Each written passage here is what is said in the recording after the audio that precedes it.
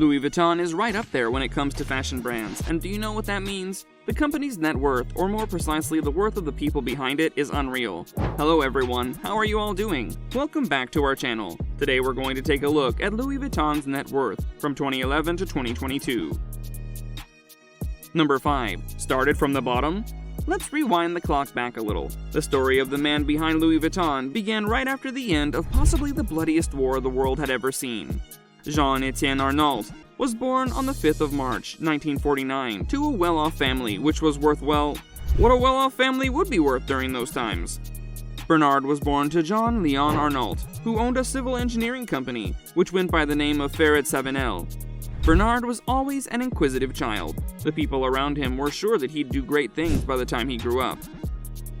The boy went to Maxence van der Meersch High School in Roubaix, graduating at the top of his class and getting himself enrolled in a highly prestigious university, École Polytechnique.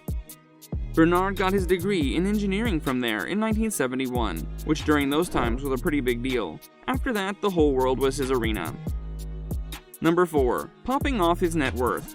Upon becoming a legitimate engineer, Bernard was ready to add a few stacks to his personal worth. He started this off by joining his father's business, which also gave him a chance to learn just how the world of business works. Bernard, however, had other plans in mind. He wanted to take the business to lengths it had never seen before. He wanted to make it way more profitable than it already was.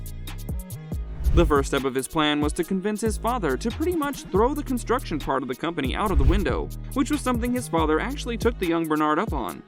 This strategy worked out pretty darn well. In 1974, just 3 years after graduating, Bernard became the director of the development department. 3 years after that, he became the CEO, and 2 years after becoming CEO in 1979, he became the president of the company.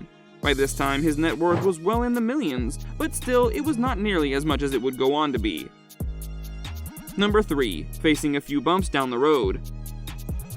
After accumulating more wealth than his family had ever seen, Bernard faced a setback in '81, after he and his family were kicked out of his home country of France by socialists and had to flee to America.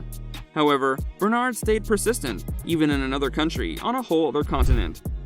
After things calmed down in France after a few years, Bernard made a return to his homeland and dabbled his toes in the textile industry when the giant firm Vuitton Saint Frère was going through a hard time. He worked with his partner, Antoine Bornheim, and decided to purchase the entire company. This, like many other of Bernard's business decisions, also worked out quite well in his favor. And guess what? He got even richer.